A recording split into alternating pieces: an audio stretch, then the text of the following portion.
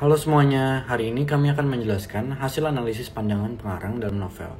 Tema yang kami gunakan untuk presentasi kali ini adalah horor modern. Novel yang kami gunakan adalah Gerbang Dialog Danur yang ditulis oleh Risa Saraswati.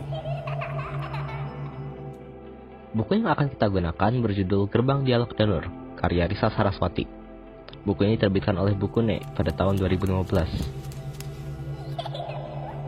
Selanjutnya, kita akan membahas unsur intrinsik yang terdapat pada novel ini. Tema yang digunakan adalah persahabatan dengan alur campuran. Latarnya terdapat di rumah, sekolah, hutan, dan tenda, dengan waktu pagi, sore, dan malam. Suasana yang terdapat pada novel ini adalah menegangkan, sedih, dan gembira.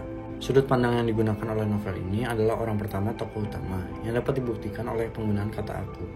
Amanat yang terdapat pada novel ini adalah jangan menilai seseorang dari wujud atau penampilannya.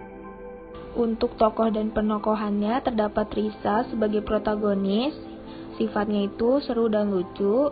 Lalu Peter sebagai tritagonis yang bersifat bergairah, Asih sebagai antagonis yang bersifat jahat, dan tokoh tambahan lainnya. Lalu untuk unsur ekstrinsiknya terdapat latar belakang. Sejak kecil, Risa sudah akrab dengan dunia gaib. Ia mampu berkomunikasi, bahkan menjalin hubungan baik dengan makhluk-makhluk yang tak kasat mata. Kondisi masyarakatnya yaitu di antara makhluk gaib, masyarakat penjajahan Jepang. Dan yang terakhir, nilai-nilai yang diangkat yaitu persahabatan, kekeluargaan, keberanian, dan pensantunan. Majas dalam novel ini yang paling mencolok adalah majas hiperbola, karena banyak kata-kata yang menurut kami dilebih-lebihkan. Contoh dari salah satu kata tersebut adalah, hati saya hancur berkeping-keping ke dasar jurang yang paling dalam.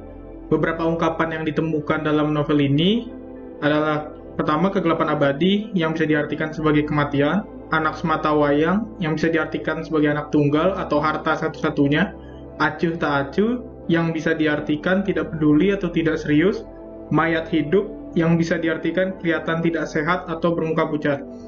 Di novel ini tidak ditemukan peribahasa, melainkan novel ini menggunakan bahasa sehari-hari. Selanjutnya, ada aspek kehidupan budaya. Aspek kehidupan budaya pada novel ini adalah penulis menggambarkan bahwa ada perbedaan kasta terhadap bangsa Belanda dan pribumi. Selanjutnya, penulis menggambarkan bahwa cara bicara orang Sunda sangat santun dan lembut. Lalu, penulis menunjukkan bahwa ada kepercayaan yang mengatakan bahwa pria kota suka mengecewakan atau mempermainkan hati.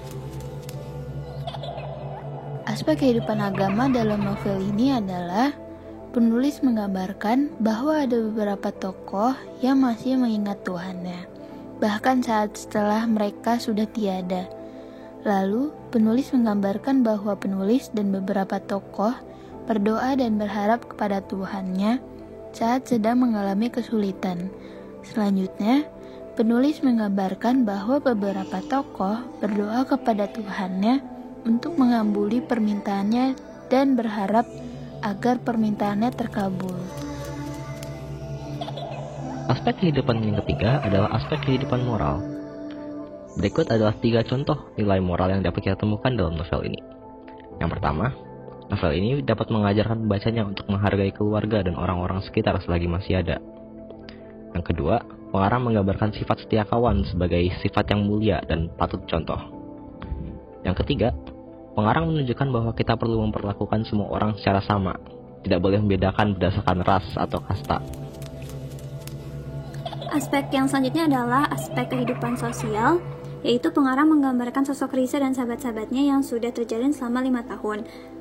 Kemudian pengarang menceritakan tentang sisi kemanusiaan seorang hantu dan tidak selamanya hantu itu selalu menakutkan. Kemudian pengarang juga menceritakan tentang sosok Risa sebagai pendengar yang baik. Aspek selanjutnya adalah aspek pendidikan, di mana aspek pendidikan adalah pengarang menggambarkan sosok Risa yang selalu semangat untuk pergi ke sekolah, walaupun terkadang Peter sang hantu seringkali mengancam dan meninggalkannya jika Risa ingin pergi ke sekolah. Selanjutnya, kita akan membahas analisis kutipan teks.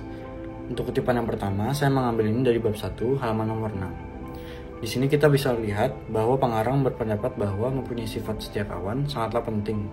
Seperti pada halnya Saat melihat teman-temannya berbentuk mengerikan, Lisa tetap setia berteman dengan mereka.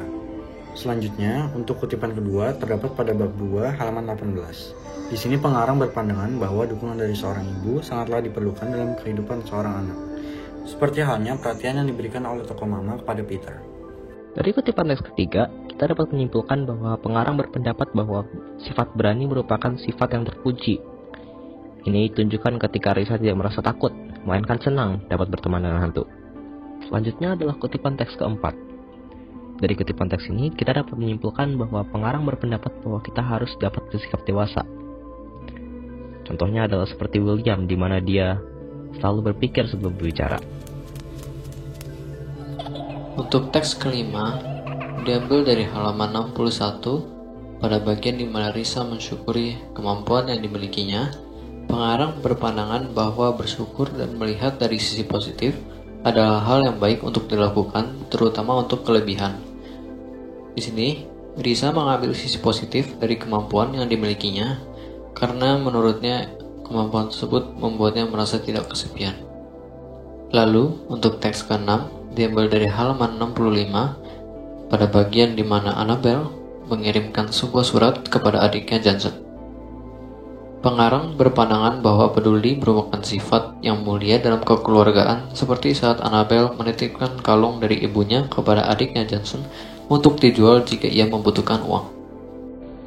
Lalu teks ke-7 kita mengambil kutipan dari halaman 82, yaitu pengarang berpandangan bahwa menghabiskan waktu bersama keluarga merupakan hal yang penting dan diperlukan oleh setiap orang termasuk Risa.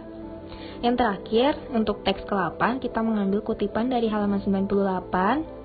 Pengarang berpandangan bahwa berteman dengan siapapun tanpa memandang fisik mereka itu adalah perbuatan yang baik dan akan berakhir beruntung untuk kedua orang tersebut saling berteman. Selanjutnya, menyajikan hasil interpretasi pandangan pengarang. Menurut kelompok kami, nilai-nilai yang dipresentasikan di buku ini sangat menarik. Walaupun buku ini bergenre horor, tetapi ini tidak begitu menakutkan. Di dalam buku ini menceritakan kepada kita bahwa hantu memiliki sisi dan emosi yang mirip dengan manusia, karena sebelum mati mereka telah hidup seperti manusia. Di dalam novel ini juga diceritakan pertemanan antara manusia dan hantu yang akrab dan saling bersahabat walaupun beda keturunan dan dimensi.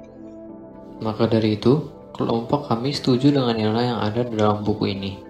Percaya atau tidaknya keberadaan makhluk gaib, pertemanan dalam novel ini patut untuk dipandang, karena tidak memandang ras, status, umur, bahkan dimensi pun tidak dipandang dengan buruk dalam persahabatan. Sampai situ saja pembahasan kami. Terima kasih telah memperhatikan.